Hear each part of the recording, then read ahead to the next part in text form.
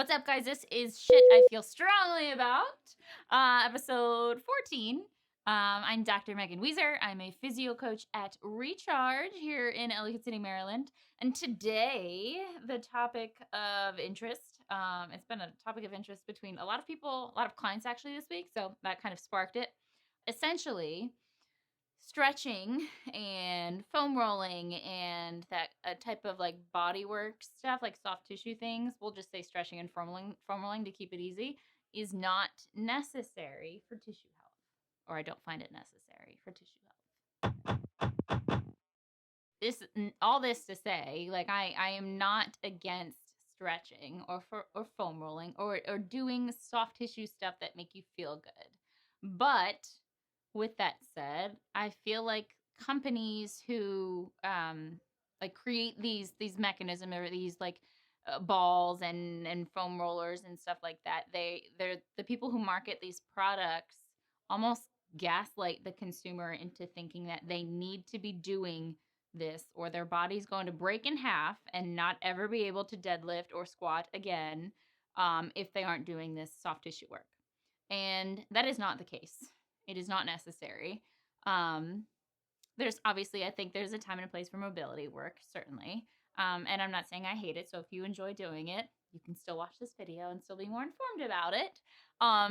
It's just the push for it and the perception behind it, marketing it as something that's super necessary and something you must do first thing when you wake up in the morning or to wind down at the end of the night. It's not that. It's not necessary, I promise. And I'm going to go into why. So the goals behind stretching and like soft tissue work are fall usually under these 4 categories, right? So 1, to improve your performance prior to like an athletic event or a workout or something. 2, to prepare for the workout or event in hopes of decreasing injury risk. Decrease injury risk, I guess, would just be that second one.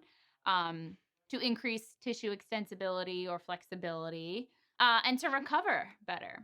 So the 4 main reasons that stretching or soft tissue work is kind of a goal usually falls across one of those four pillars or 4 goals. So to recover better, to prepare, to decrease injury risk, and to increase flexibility. So obviously mobility work and stretching has their place, right?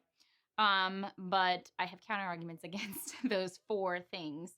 And again, I don't think stretching is bad or that you shouldn't do it if you like it and you're able to stay consistent with it and that's what keeps you moving healthy in life. That's great. Keep going with it. But I think there are more things that you could do where you get a little bit more bang for your buck. So I think the easiest way to explain why I don't think stretching is necessary because of those 4 goals, or if those are the 4 goals that you have, or one of those goals. If you think about why injury happens, injuries occur because the tissues are exceeding their capacity, right? So if I injure my calf or my quad or my shoulder or whatever, insert tissue, the reason that tissue is becoming injured is because the load being placed upon it is more than that tissue can handle. In order to prevent injury, we need to improve the capacity of that tissue. How do we improve the capacity of that tissue? We make it stronger. How do you make something stronger? You strength train. That's me just putting it down in the bare bones there, right? Like, injuries happen because we exceed the tissue capacity of that tissue. The load is too much for it to be taking on, and it said, nope, can't do this. So how do we prevent that from happening? You make those tissues be able to withstand more. How do we get tissues to be able to withstand more? We strength train. How do we strength train? Lots of load and weight and purposeful, intentional programming. Not stretching, right? Like when I put it that way, I hope that makes sense. Because to me, it like, I don't understand where stretching comes into this injury prevention thing.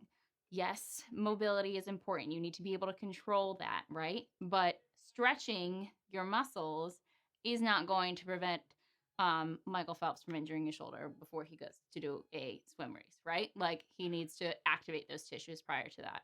Which brings me to my next kind of counter argument, I guess, the goal that kind of talked about like prepping for a workout or improving performance prior to an event or a workout. When you're stretching your muscle tissues, if you think about like the muscle cells, like on a physiological level, they are little like filaments that kind of overlap over each other, right? And when you contract the muscle, so when I do a bicep curl, those little filaments are kind of sliding over each other and creating a reaction. When you're stretching, you are encouraging the exact opposite motion, really, on a physiological level. Now, before all of you PTs and people jump at me and say, but eccentric contractions are a thing. For those of you who don't know, eccentric contractions are when a muscle is working, but the muscle is lengthening. Correct, but that is still not the same as stretching. Stretching is a passive thing. Like you're just tugging on two ends of something that's contractile, and you're sending the message to the muscles. If you're doing this in prep of a workout or in prep of an event, you're sending a signal to those muscles that they need to, continually lengthen, which is the opposite of what you need for something that's very active, whether that's a workout or an event or whatever. Even if you're going to be dancing on stage, yes, you need flexibility for dancing, but you need to be activating those tissues. They're not being passively stretched. Like whenever we're moving, there's some level of activity to that and active control over that. So even for those eccentric contractions, you're controlling it, and there's some level of load and strength acquired there. So stretching in prep for something doesn't quite make sense. You want to do something more dynamic. So you've probably heard of static stretching versus dynamic stretching. And I think dynamic stretching is kind of a misnomer because there's no real stretching really with that. Dynamic stretching is more just movement, continuous movement, which I think is a great warm-up and a great prep for an event or a workout. Regarding the recovery goal. So the point of recovering is to return to a state of health or of strength, right? You're returning to some level. While I think stretching and like foam rolling and those soft tissue things can be great for a transient perception of a release, it's not actually determining or affecting recovery on like a true physiological level. So that doesn't mean you can't stretch, but true recovery is like whether or not you are recovered enough to go into something else more strenuous is not going to be based on how much you stretched your muscles or foam rolled. It is going to be based on how well you slept, how well you managed your outside stress aside from physical stresses, how well you're eating, amongst a lot of other things. Hydration can be lumped in there as well.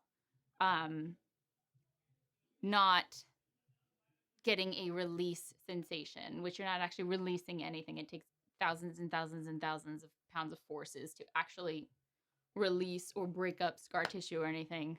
My PT friends, I hope we're past that because there's lots of research to back that up.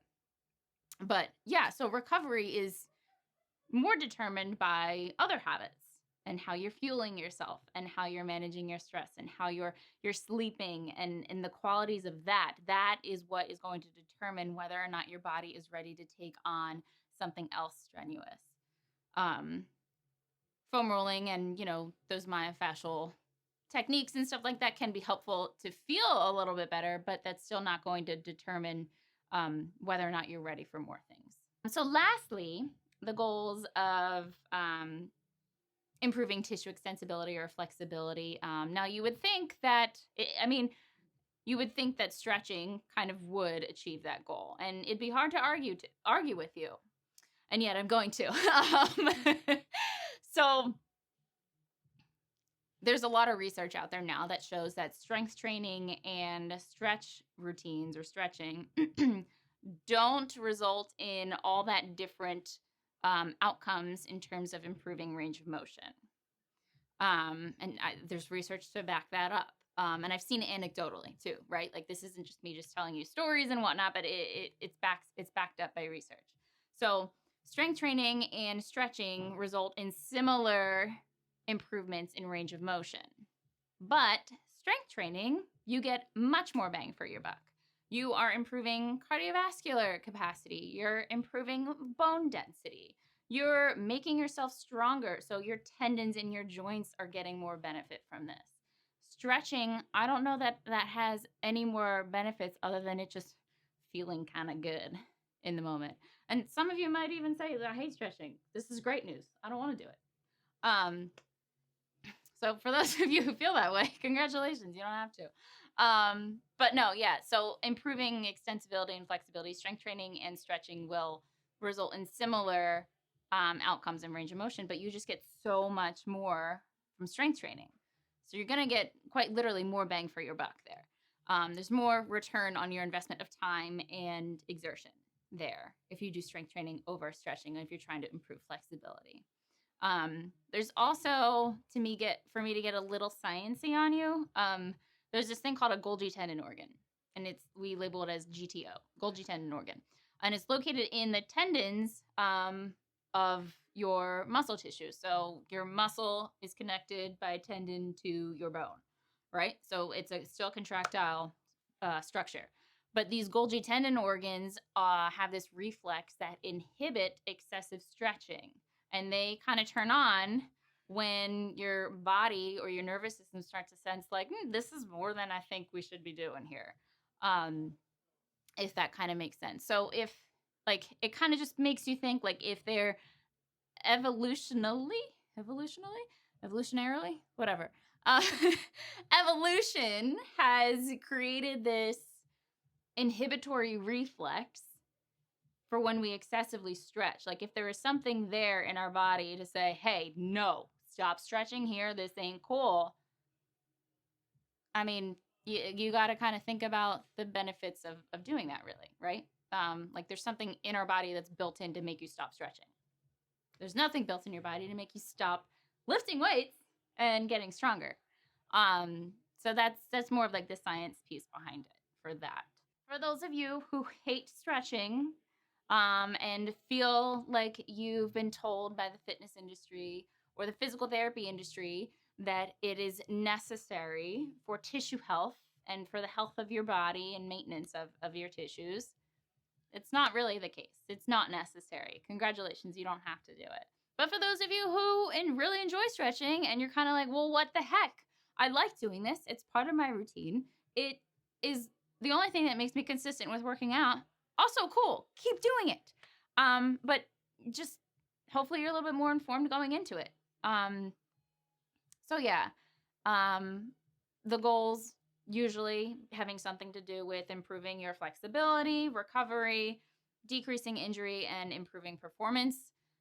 All of those you will not get those benefits from stretching alone. You will get them from purposeful, good strength training and good programming. All of that stuff, everything, recovery, all those 4 things I just mentioned, you will get from a good training program.